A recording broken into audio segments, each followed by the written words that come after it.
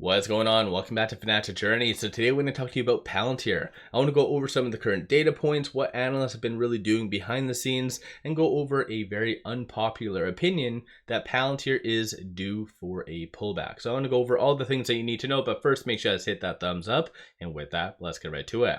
So starting off, Palantir is down slightly, nothing really much to talk on for that, but $30.38 the low, $31.12 is the high. So very volatile, but then again, based on the fib levels, the technicals, Palantir's ran up quite a lot, and I've brought that up in the past. So you are going to have a lot more volatility in the foreseeable future. So I'm going to talk about technicals and everything else, but 12.9 million shares have been traded so far, 50.8 is the average.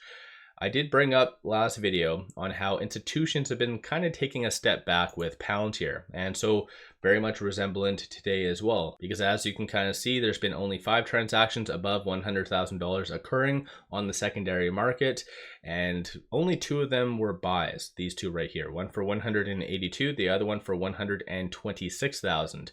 And so this is been more of a common occurrence over the last week and a half, give or take. And so big money is just taking a step back. And I think that it has to do with just Wall Street's interpretation of Palantir. So I'm going to go over analyst ratings and everything, but as of today, there's been no recent news. So last news came out on the 23rd. I've already brought that up in my previous video, but aside from that, it's just been piggybacking off of the broader market. So this is why you did have that pullback right here with Nvidia, and so they are unveiling their earnings tomorrow. A lot of analysts are saying that's going to be a make it or break it point.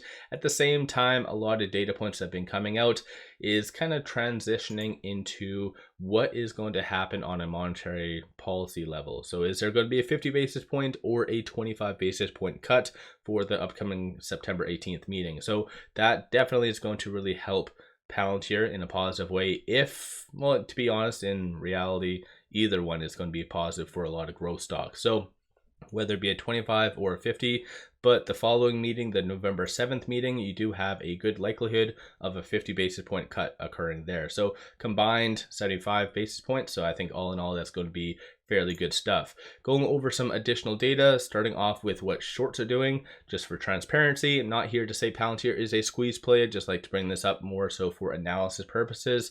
So shorts are returning 143,000 shares. 3.03% of the free float is being shorted. Works out to be 58.81 million shares overall are being shorted. Utilization 1.22%. Short score is 30.09.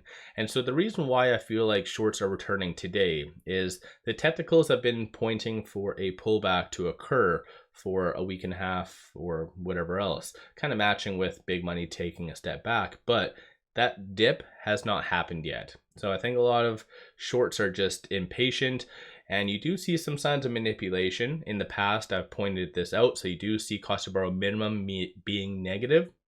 So right now it is negative 0.07, meaning there is a broker out there physically paying people to short Palantir. Clearly it's not working all that much since shorts are returning, but you do see the average also negative. So there is multiple different brokers trying to incentivize shorting. So kind of interesting to see, even though Palantir is not a squeeze play, very low shorted stock, you do see shorts, or you see, I guess, brokers trying to drum up business for Palantir. Moving over to options, so giving you guys a quick overview of that.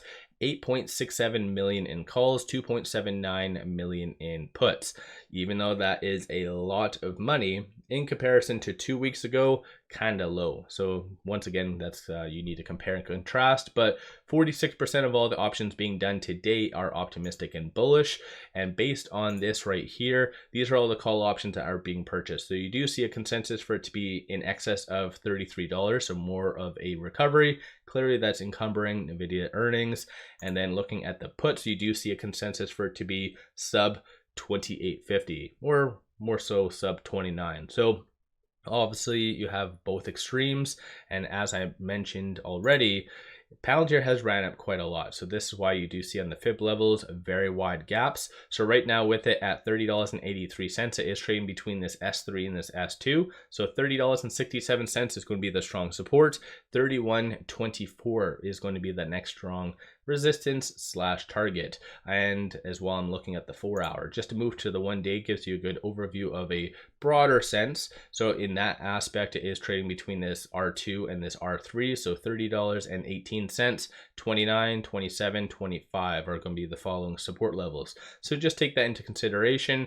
Options wise, it is anticipating for it to trade between this pivot and this R1. So that's what the bears are anticipating. And as of late, I wanted to go over what some analysts have been really doing with Palantir.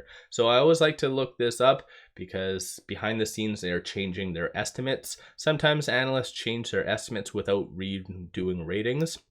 So the last couple of ratings on the side note are right here. Last one was done 5 days ago. Initiated coverage, $35 price target. That was done by Northland, and the analyst has a 53% success rating. Aside from that, looks like 38, which was done by the bull of Palantir. That's Daniel Ives, 53% success rating. So it's kind of funny in the past how like Daniel Ives says jump and Palantir stock says how high. It's kind of, I always find that very, very comical. But beside the point though, one thing that I like to look at is estimates. So you do see a little bit more bullish analysts jumping on board. So it went from 12 analysts to 14 analysts, and it went from 8 cents to now 9 cents for the earnings per share. So analysts are becoming a little bit more optimistic on the Q3 earnings per share.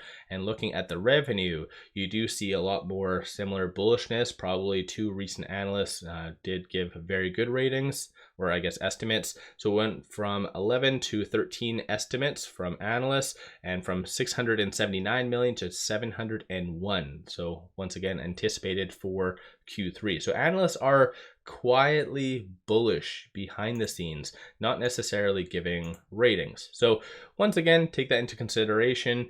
Palantir's definitely hit home run earnings in the past and still pulled back only because of just analysts' viewpoint on what Palantir should be really valued at. So let me know your thoughts on that. And as of right now on the actual chart, still higher percentile of the Bollinger Band, still above a lot of the key pivotal moving averages.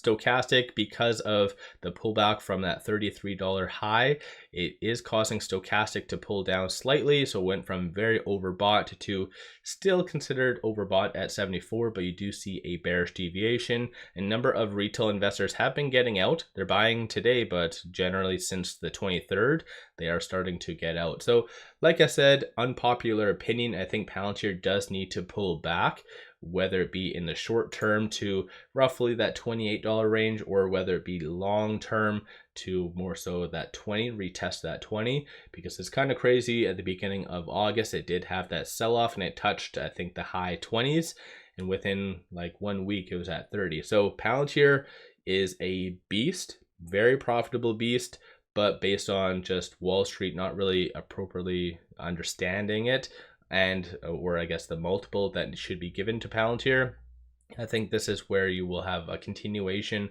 of volatility for at least the next 6+ months. Let me know your thoughts on Palantir. Do you think that it's overdue for a pullback? Do you think it's justified? Do you think it should be going higher? What's your viewpoint on all of that? Don't forget to hit that thumbs up and subscribe. One final thing, take advantage of this promo. Simply sign up for a new account, throw $100 at it. They give you 5 free stocks. Each stock is valued up to $2,000. This promo has been extended up until the end of August, so take advantage of this. With all that said, appreciate all of you watching.